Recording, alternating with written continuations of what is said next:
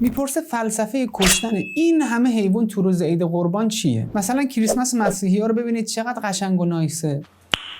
نایس. اما شما مسلمان‌ها تو روز جشنتون کوچه و خیابون رو به خاطر سربریدن حیوان جلو چشم بچه‌ها کثیف می‌کنید. شما مگه تازه با کانالمون آشنا شدی؟ دکمه سابسکرایب رو بزن و با ما همراه باش.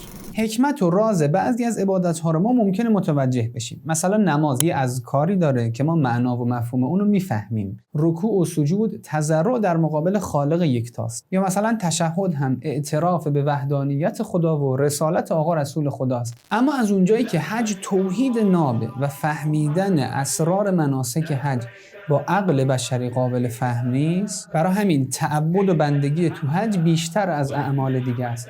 آقا رسول خدا صلی الله علیه و آله و سلم وقتی داشتن اعمال حج رو انجام میدادن به خدا میگفتن لبیک به حجه حقا تعبدا و رقا، یعنی خدایا من با بندگی و عبودیت محض دارم مناسک حج رو به جا میارم و لبیک میگم. پس حج یک آزمایشگاه صرف الهیه، یک دوره تعبد محض. اما اینکه قربانی کردن چه حکمت هایی داره، باید بریم سراغ قرآن و اهل بیت. قرآن کریم میفرماد فاذا وجبت جنوبها فاکلوا منها. زمانی که قربانی بدنش به زمین خورد، پهلوهاش به زمین رسید، از گوشتش بخورید. و اطعموا القانع والمعتر، به فقیر و درخواست کننده هم از گوشت اون قربانی بدید. و همینطور تو کلام اهل بیت علیهم السلام هست که قربانی کردن یعنی درس عیسی رو از خودگذشتگی، سربریدن اون گوسفند یعنی سربریدن گلوی طمع. همینطور شیخ صدوق تو کتاب علل و شرایع خودش از آقا رسول خدا صلی الله علیه و آله و سلم در مورد حکمت قربانی روایت جالبی نقل میکنه. حضرت میفرمان که خدا این قربانی رو تشریع کرد تا شما گوسفندها رو ذبح بکنید و از گوشت اون به اطعام فقرا بپردازید. پس حج و مناسک حج به صورت کلی دو مدل حکمت داره. یکی حکمت مادی و رفع نیاز مادی و اقتصادی جامعه، و یکی هم حکمت و هدف معنوی، یعنی این عمل قربانی کردن نماد برای ایثار و ذبح کردن خواهش‌های نفسانی در مقابل اراده خدا. همونطور که اگر ما بیایم به ریشه این تشریع قربانی یعنی قضیه حضرت ابراهیم و اسماعیل علیه السلام رجوع بکنیم، می‌بینیم همین منظور خدا بوده. چون خدا که هیچ وقت نمیخواست اسماعیل توسط حضرت ابراهیم علیه السلام قربانی بشه، بلکه هدف بریدن حضرت ابراهیم از تعلقات دنیایی و غیر معنوی بود. و اصلا برای همینه که وقتی حضرت ابراهیم علیه السلام اقدام کرد به ذبح اسماعیل، نه کارد برید و نه حضرت اسماعیل علیه السلام قربانی شد، بلکه این عمل به صورت نماد تشریع شد تو دین اسلام تا آدم مثل حضرت ابراهیم علیه السلام خواهش‌های نفسانی و مادی خودش رو سر ببره. پس تو مناسک حج به صورت عمده و مخصوصا تو عمل قربانی خصوصا نباید با چشم مادی و دنیوی بهش نگاه کرد که یه گوسفندی کشته میشه و یه خونی رو زمین ریخته میشه، بلکه اگه به حقیقت عمل قربانی آدم توجه بکنه میبینه که جزو بهترین عباداته. چون آدم با عمل قربانی داره به خدا میگه خدایا من اومدم و با همه وجودم هم اومدم که هرچی اراده نفسانی دنیایی دارم زمین بذارم و به سمت تو حرکت کنم. بله، به تعبیر قرآن بعضیا صم بکم عمی فهم لا یعقلون. اگه کسی هم ذات قربانی رو نبینه و این حقیقت و معنای بلند رو نتونه درک بکنه، داره کشته شدن یه گوسفند رو میبینه، نه کشته شدن شیطان و کشته شدن نفس حاجی.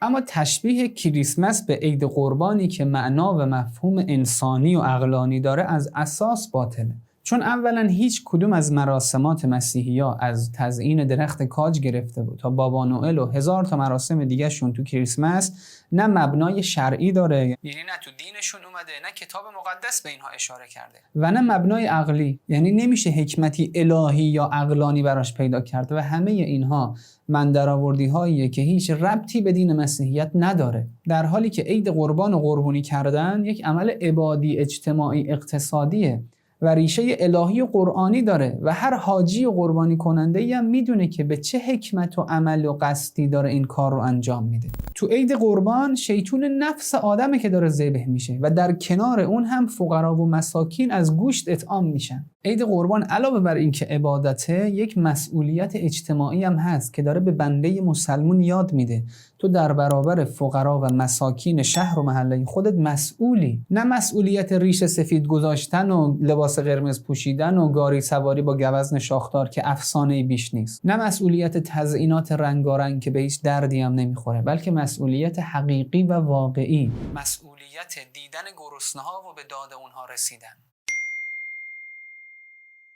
ثانیاً این که بیشتر کشتار و خونریزی‌های تاریخ رو مسیحیای دارای کریسمس و بابا نوئل انجام دادن. از کشتار جنگ‌های صلیبی گرفته تا جنگ جهانی اول و دوم، از استعمار کشورهای مختلف تو 300 سال گذشته گرفته تا ماجرای انداختن 2 بمب اتمی رو مردم بیچاره ژاپن. همه اینا رو مسیحیایی انجام دادن که عید کریسمس نایس و با کلاس رو دارن، نه مسلمونی که همیشه طرفدار مظلوم بوده. اگر یه مسلمون گوسفند سر میبره تا با اون نفس خودش رو بکشه و اطرافیان و گرسنه‌ها رو سیر بکنه، اونایی که جشن کریسمس برپا میکنن انسان‌ها رو میکشن تا بتونن نفس خودشون رو چاق‌تر بکنن و حکومت خودشون رو گسترش بدن. البته ما مسیحیایی که طرفدار ظلم نیستن رو از این مسئله جدا میدونیم، اما در هر صورت اگه کریسمس و این جشن و پایکوبی نشانه انسانیت و انسانیت آدمو تقویت میکنه، پس نباید این فجایع به نام انسانیت و حضرت مسیح علیه السلام رخ میداد، در حالی که همه اونها جشن کریسمس رو برگزار میکنن.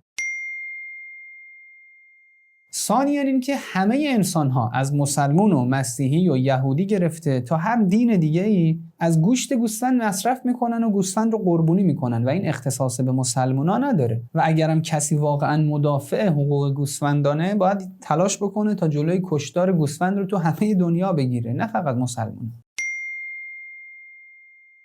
نکته آخر هم این که کشتن گوسفند جلوی زن و بچه و تو کوچه و خیابون و کثیف کردن خیابون هیچ ربطی به اسلام نداره.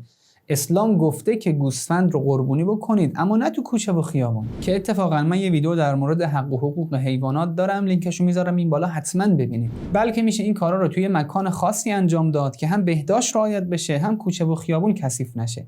اگر این کارها انجام نشده تقصیر اسلام نیست. به علاوه مسلمان‌ها به جز عید قربان، اعیاد دیگه‌ای مثل ولادت آقا رسول خدا صلی الله علیه و آله و سلم، عید فطر، اعیاد ائمه اطهار علیهم السلام، این جشن‌ها رو هم دارن که تو اونها دیگه خبری از قربانی کردن نیست و اونها رو جشن میگیرن و شادن. و تازه قربانی کردن که به همه واجب نیست، فقط به حاجیایی که تو مراسم حج حضور دارن واجبه. اما مسلمونا برای اینکه به همسایه و فقیر و مسکین اطعام بکنن، این کار رو مستحباً انجام میدن و قربانی میکنن. ممنون که تا اینجا با من همراه بودید و جمله آخر، یک نفر مانده از این قوم که برمیگردد. یا علی مدد.